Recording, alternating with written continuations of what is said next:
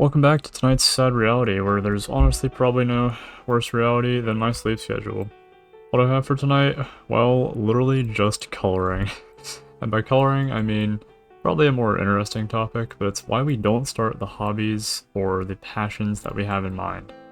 I think it's really interesting that it seems like a lot of people have this internal block when it comes to doing something new or trying something that you've always wanted to try for a while. I have a coworker who, she's really good at drawing. I didn't think she would be, but it's just something she talks about, whatever. And I was like, made a conversation, and she's like, oh yeah, I draw a little bit, and I didn't know where to go from that. I'm like, okay, yeah. Apparently she got in trouble for drawing random things at work when she was supposed to be like, working or something. That would have been forever ago. But what I find interesting is where I'm going to take this work. Today was a break day, off day, whatever.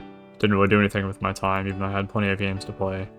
And I just didn't really feel like doing any of the things I really enjoyed doing or I wanted to do, or start any of the new games I've had for a while that I could have started but haven't. I'm sure everyone's got Steam games on their list where they have plenty, I mean plenty, like so many games they haven't played any for some reason. I saw a joke, it was like turning the Steam sale into just money that you just throw down in this hole, because my body's a machine that turns 90% Steam sale into 0 hours of playtime, or whatever. She's really good at art, and what's interesting about that is her computer's broken, her car AC is broken, a lot of other things are broken, and she usually just goes online, plays like VR poker or whatever when she gets home, or at least that's what she's said she does. I don't really know, I just haven't. It's one thing to have a coworker, it's another thing to have a friend, and I'm not sure I know her the best, or anyone at all, I suppose. Where I'm going with that, though, is I find it very interesting that we've got these like hidden talents, or just things that we enjoy doing or know we can do, but it's easier to just kind of sit in silence with the things that we don't do, or things we don't want to do, or everything in between. It's really hard for us to pick up an old hobby and do that again. And for example, I used to draw, kind of. Not really the best stuff. I would just take an image that I found online and do the absolute best I could to recreate it on a sticky note, because I found that fun, and I thought it'd be a good way to learn how to like draw semi-decently. And I actually did sort of learn a little bit from it. The concepts, the shading, whatever, you learn a lot just from studying stuff and then trying to recreate it. Who would have thought? As an engineer, or someone who went to college for engineering even though I dropped out, turns out you learn a lot from reverse engineering things, or just figuring out how many pieces go into them.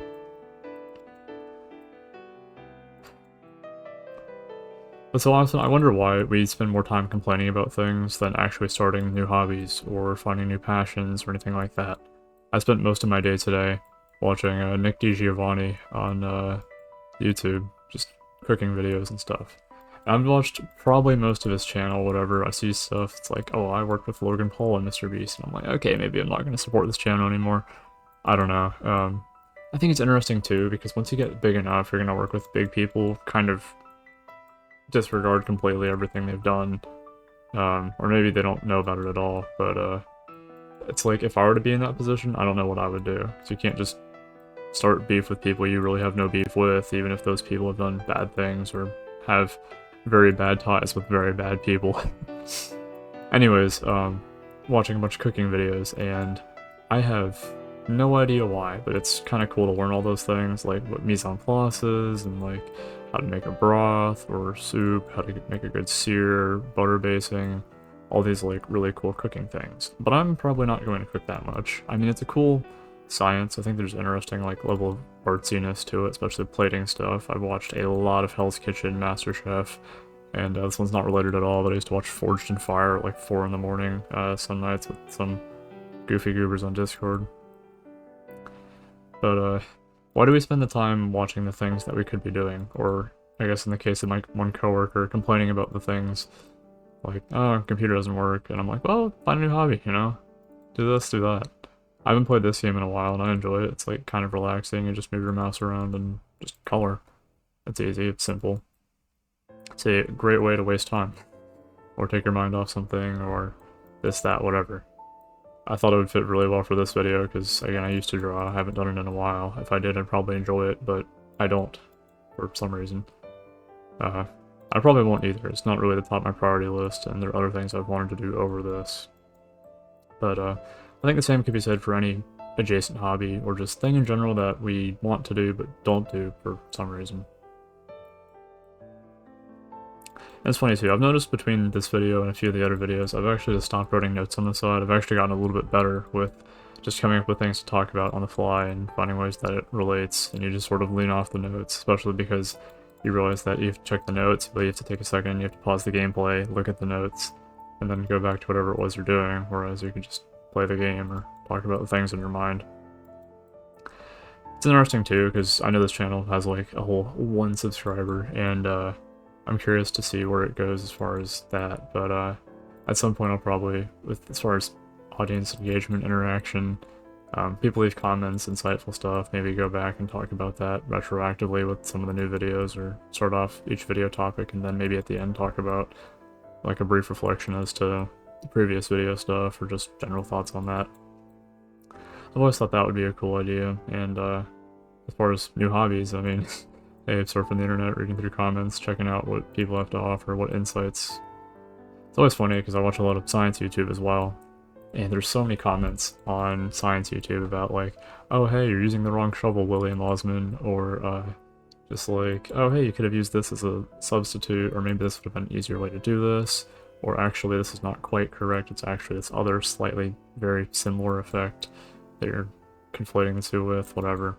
And regardless of whether or not the comment's right, I mean, from a philosophical standpoint anyways, it's always interesting to speculate on stuff.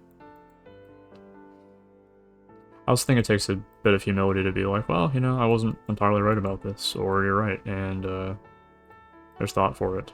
I think there's 2 types of comments. There's like the sort of reflective ones, or like the, like, things can hit hard even if they're not supposed to, but if there's good intent, it'll be pretty obvious.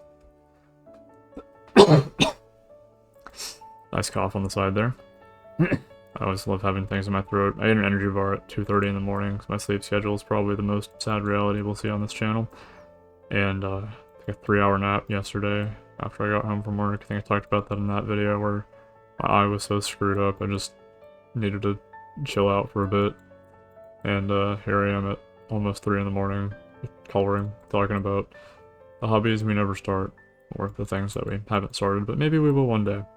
And I hope that coworker ends up finding something to satiate her time, or better yet, maybe her computer will be fixed and she can go back to asking when we're going to play Dead by Daylight, even though I very much know it's never going to happen. That's one other thing I'll probably throw in this video too real quick, just while I'm on the spiels. Something that pisses me off, and I was watched earlier too, is a video of Jay Schlatt talking about things that piss him off. Today, it was... One of the things that absolutely pisses me off is people saying they're going to do something or like speculating on it and then it never happens. It always bothers me too when people don't really consider what we do in our time, and I should know that the most because I waste my time the most. I'd say I play idle games like all day, every day pretty much. But as far as a consideration, I'm like, hey, I'm 21. I have friends that are like 19, 18, whatever, and they don't seem too worried about life passing by. Whereas I am like, hey, we don't peak until like 20s, I guess, but I'm supposed to be peaking soon, I guess. I mean, at least physically or whatever. I mean, I don't look like that at all, and maybe I won't ever. But if that's when we're supposed to peak, or that's when we're supposed to do the most in our lives, and we'll have the most energy, at least physically, why aren't we doing something with that? You know? And all the people that are like, well, we'll do this eventually, or maybe we'll find the inspiration, whatever. It's only so finite. Motivation comes and goes. It's a pattern of... It's an evil cycle, I'd say, of something being there and then it's not. An animation you wanted to create and then it's no longer there. Or a character idea you had that's once long gone. And you'll never really get that back. And maybe that's that same level of passion for a hobby that you don't have and might have eventually. So I hope that's either inspiring or incredibly depressing, but I think that's actually pretty much all I have to offer tonight. I didn't even barely get through all the ones on this board. But I will say, or I guess one last thing I'll mention here. I've been impressed with this game, not from just like a gameplay, whatever, but from like the game dev standpoint of, sure, it's not crazy that they add stuff, but they find creative ways to keep adding new packs, even though it's 99 cents, probably just money farming.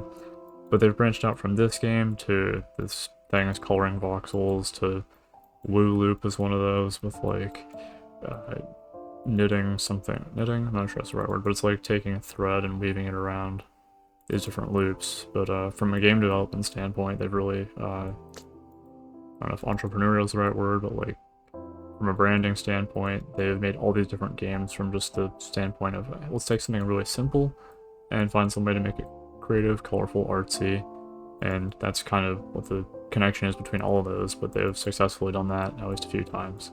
I'm sure this may be their one and only notable project is coloring pixels, but I've always thought that's impressive to be able to take on multiple projects at the same time, and at least see some level of success with all of them. And I hope one day maybe I'll be that way too, and maybe one or two people watching these videos will feel it as well. So all that said, I think I am pretty much out of things to say for the night, so I may or may not get sleep, or might be up till 5 in the morning playing TF2, we'll see. So have a fantastic rest of your night. Thanks for watching.